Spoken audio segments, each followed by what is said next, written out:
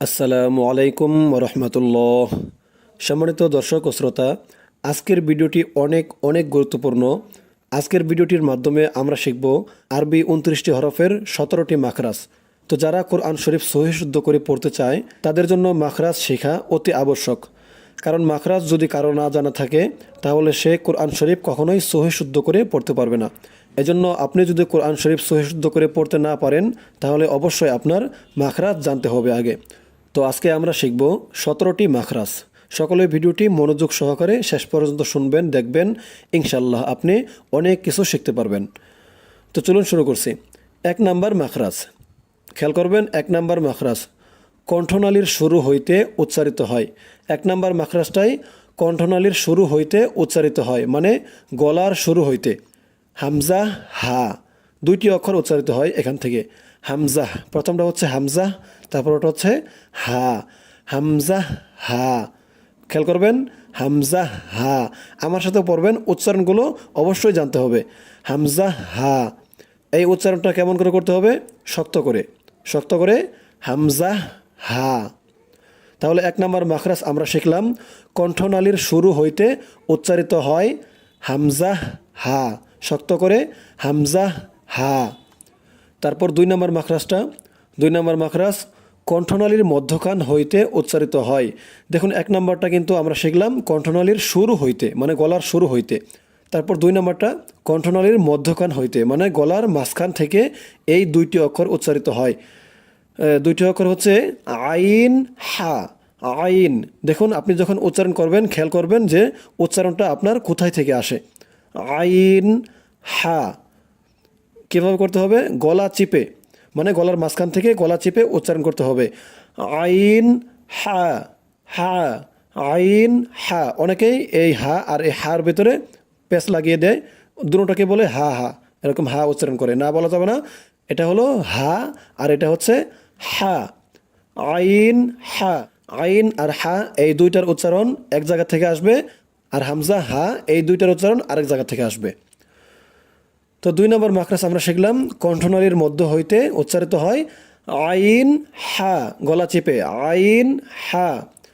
তারপরে ধরুন 3 নম্বর মাখরাজ কণ্ঠনালীর শেষ হইতে উচ্চারিত হয়। আমরা 1 নম্বর মাখরাজ উপরে পড়ে আসলাম কণ্ঠনালীর শুরু হইতে, তারপর 2 নম্বর পড়ছি কণ্ঠনালীর মধ্যখান হইতে। এখন দেখুন 3 নম্বর কণ্ঠনালীর শেষ হইতে, মানে গলার শেষ ভাগ থেকে উচ্চারিত হয় গইন খ। গইন, এই যে মোটা করে, মোটা করে বলতে হবে গইন খ। অনেকে গাইন বলে, গাইন বলে খা বলে, এরকম বলা যাবে না, বলতে হবে গইন খ। খ, মোটা করে গইন খ। তাহলে 3 নম্বর মাখরাজ আমরা শিখলাম কণ্ঠনালীর শেষ হইতে উচ্চারিত হয় গইন খ। তাহলে আমাদের 3টি মাখরাজ শেখা হয়ে গেল। তারপরে চলুন 4 নম্বর মাখরাজ। 4 নম্বর মাখরাজ হচ্ছে জিহ্বার গোড়া তার বরাবর উপরে তালুর সঙ্গে লাগাইয়া উচ্চারিত হয় কফ, মোটা করে কফ। খেয়াল করবেন, জিহ্বার গোড়া তার বরাবর উপরের তালুর সঙ্গে লাগাইয়া, জিহ্বার গোড়া তার বরাবর উপরে, মানে উপরের যে তালু আছে সেই তালুর সঙ্গে লাগাইয়া উচ্চারিত হবে কফ, শক্ত করে কফ। কফ, আমার সাথে আপনারাও বলুন কফ। জিহ্বার গোড়া তার বরাবর উপরের তালুর সঙ্গে লাগাইয়া কফ, মোটা করে কফ। তারপর চলুন 5 নম্বর মাখরাজ। 5 নম্বর মাখরাজ হচ্ছে জিহ্বার গোড়া হইতে একটু আগে বাড়াইয়া তার বরাবর উপরে তালুর সঙ্গে লাগাইয়া উচ্চারিত হয় কাফ। কাফ, শক্ত করে কাফ। উচ্চারণটা করতে হবে শক্ত করে কাফ। আবার খেয়াল করবেন 5 নম্বর মাখরাজটা জিহ্বার গোড়া হইতে একটু আগে বাড়াইয়া তার বরাবর উপরে তালুর সঙ্গে লাগাইয়া উচ্চারিত হয় কাফ। কাফ, কাফ বলার সময় মুখটা একটু চ্যাপটা হবে, মানে শক্ত করে একটু চ্যাপটা করে বলতে হবে কাফ, এরকম করে। তো আমরা 5 নম্বর মাখরাজ শিখলাম জিহ্বার গোড়া হইতে একটু আগে বাড়াইয়া তার বরাবর উপরের তালুর সঙ্গে লাগাইয়া কাফ। উপরটা পড়ছি কফ আর এটা বললাম কাফ। উপরটা হচ্ছে মোটা করে আর এটা হচ্ছে শক্ত করে, মোটা করে কফ আর এটা হচ্ছে শক্ত করে কাফ। দেখুন এই 2টার পার্থক্য হচ্ছে জিহ্বার গোড়া তার বরাবর উপরের তালুর সঙ্গে লাগাইয়া কফ, আর এটা জিহ্বার গোড়া হইতে একটু আগে বাড়াইয়া, এটা জিহ্বার গোড়া তার বরাবর উপরে, আর এটা জিহ্বার গোড়া হইতে একটু আগে বাড়াইয়া তার বরাবর উপরে তালুর সঙ্গে লাগাইয়া কাফ, মধ্যখান পেঁচানো, এটা কাফ কাফ। যাই হোক, আমরা 5 পর্যন্ত শিখলাম।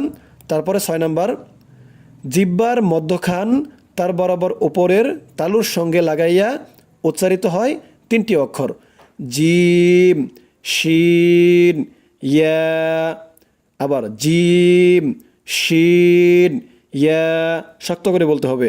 জিহ্বার মধ্যখান মানে জিহ্বার যে মাঝখানের জায়গাটুক আছে, ওই জিহ্বার মধ্যখান তার বরাবর উপরের তালুর সঙ্গে লাগাইয়া, উপরের যে তালু আছে জিহ্বার মধ্যখান উপরের তালুর সাথে লাগবে এই 3টি অক্ষর উচ্চারণ করার সময়। দেখুন, খেয়াল করুন, আপনারাও বলুন, জিম, শিন, ইয়া, শক্ত করে, জিম, শিন, ইয়া। তো 6 নম্বর মাখরাজ গেল। তো চলুন 7 নম্বর মাখরাজে, জিহ্বার গোড়ার কিনারা, এই ব্যারিকেড দিয়েও এখানে এটুক পড়তে হবে না। জিহ্বার গোড়ার কিনারা উপরের মাড়ির দাঁতের গোড়ার সঙ্গে লাগাইয়া, খেয়াল করবেন, জিহ্বার গোড়ার কিনারা উপরের মাড়ির দাঁতের গোড়ার সঙ্গে লাগাইয়া উচ্চারণ হয় বদ বদ, মোটা করে বদ। আবার খেয়াল করুন 7 নম্বর মাখরাজ, জিহ্বার গোড়ার কিনারা উপরের মাড়ির দাঁতের গোড়ার সঙ্গে লাগাইয়া, মানে জিহ্বার গোড়ার যে কিনারা আছে, জিহ্বার গোড়ার কিনারা উপরের মাড়ির দাঁতের গোড়ার সঙ্গে লাগবে, উপরের মাড়ির দাঁতের গোড়ার সঙ্গে লাগবে এই দদ উচ্চারণ করার সময়। আপনারা উচ্চারণ করুন, খেয়াল করুন, দেখুন কোথায় থেকে এই দদটা উচ্চারণ হয়, বদ বদ, মোটা করে বদ। আশা করি সকলেই মনোযোগ সহকারে ভিডিওটি দেখতেছেন। তারপরে চলুন 8 নম্বর মাখরাজে, জিহ্বার আগার কিনারা সামনের উপরের দাঁতের মাড়ির সঙ্গে লাগাইয়া, খেয়াল করবেন, জিহ্বার আগার কিনারা সামনের উপরের দাঁতের মাড়ির সঙ্গে লাগাইয়া উচ্চারণ হয় লাম লাম, স্বাভাবিকভাবে উচ্চারণ হবে লাম। তারপরে চলুন 9 নম্বর মাখরাজ, জিহ্বার আগা তার বরাবর উপরের তালুর সঙ্গে লাগাইয়া উচ্চারণ হয় নুন নুন, মানে জিহ্বার আগা তার বরাবর উপরের তালুর সঙ্গে লাগাইয়া, উপরের তালুর সাথে লাগবে, উচ্চারণ হবে নুন। এটাও স্বাভাবিকভাবে উচ্চারণ করতে হবে লামের মতো করেই, নুন নুন। তারপরে চলুন 10 নম্বর মাখরাজে, জিহ্বার আগার পিঠ মানে জিহ্বার মাথা যে আছে সেই মাথার পিঠ তার বরাবর উপরের তালুর সঙ্গে লাগাইয়া উচ্চারণ হবে র র র। আপনি আমার মতো করে র উচ্চারণ করুন আর খেয়াল করুন, দেখুন রটা কোথায় থেকে উচ্চারণ হয়, র র, মোটা করে র। আবার বলি, জিহ্বার আগার পিঠ তার বরাবর উপরের তালুর সঙ্গে লাগাইয়া উচ্চারণ হয় র, মোটা করে র। এবার চলুন 11 নম্বর মাখরাজ। 11 নম্বর মাখরাজ হচ্ছে, জিহ্বার আগা সামনের উপরের 2 দাঁতের গোড়ার সঙ্গে লাগাইয়া, খেয়াল করবেন, জিহ্বার আগা সামনের উপরের 2 দাঁতের গোড়ার সঙ্গে লাগাইয়া উচ্চারণ হয় 3টি অক্ষর ত দাল তা। খেয়াল করবেন কোথায় থেকে উচ্চারণ হয়, জিহ্বার আগা সামনের উপরের 2 দাঁতের গোড়ার সঙ্গে লাগাইয়া, মানে জিহ্বার আগা সামনের উপরের যে 2টা দাঁত আছে সেই 2টা দাঁতের গোড়ার সঙ্গে লাগবে, ত দাল তা, শক্ত করে উচ্চারণ করতে হবে, ত দাল তা। তো গেল আমাদের 11 নম্বর মাখরাজ। এবার চলুন 12 নম্বর মাখরাজ। 12 নম্বর মাখরাজ হচ্ছে, জিহ্বার আগা সামনের নিচের 2 দাঁতের পেট, উপরটা পড়ছে কিন্তু জিহ্বার আগা সামনের উপরের 2 দাঁতের গোড়ার সঙ্গে লাগাইয়া।